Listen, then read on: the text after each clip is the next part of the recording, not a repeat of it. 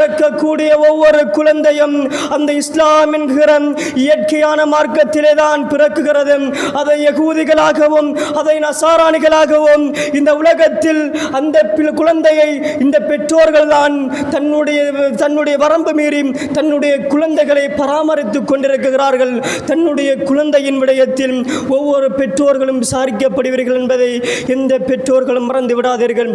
அல்லாஹ் ரப்புல் ஆலமீன் இந்த உலகத்தில் அமானிதமாக தந்த குழந்தைகளை நாங்கள் சரியான முறையில் பராமரிக்க வேண்டும்.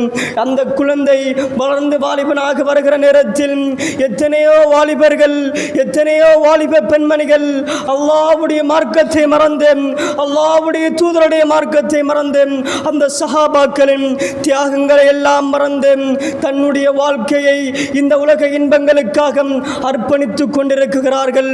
குல்லுக்கும் ராயின் வ குல்லுக்கும் மஸ்ஊலுன் அன் ரய்யத்திஹி, நீங்கள் ஒவ்வொருத்தரும் பொறுப்புதாரிகள்.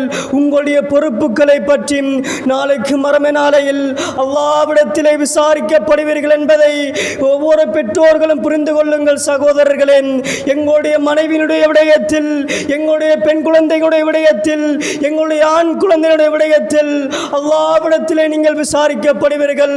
ஒரு பெற்றோர்கள், ஒரு கணவன் மனைவி என்கிற உறவும் உன்னதமான ஒரு உறவாக இருக்க வேண்டும். மார்க்கம் அனுமதித்தவாறு கணவனும் மனைவியும் நடந்து கொள்ள வேண்டும். தன்னுடைய கணவனும் மனைவியும் எவ்வாறு இந்த உலகத்தில் நடந்து கொள்கிறார்களோ அதே போன்றுதான் தன்னுடைய குழந்தையும் நடந்து கொள்ளும் என்பதை ஒவ்வொரு பெற்றோர்களும் புரிந்து கொள்ள வேண்டும். குழந்தை கருவறையில் இருக்கிற போதும் உளவியல் ரீதியாக ஒரு பெற்றோர், ஒரு தாய் செய்கிற செயற்பாடுகள் அந்த பிள்ளைக்கும் தாக்கம் செலுத்தும் என்பதை நாங்கள் ஒவ்வொருத்தரும் புரிந்து கொள்ள வேண்டும்.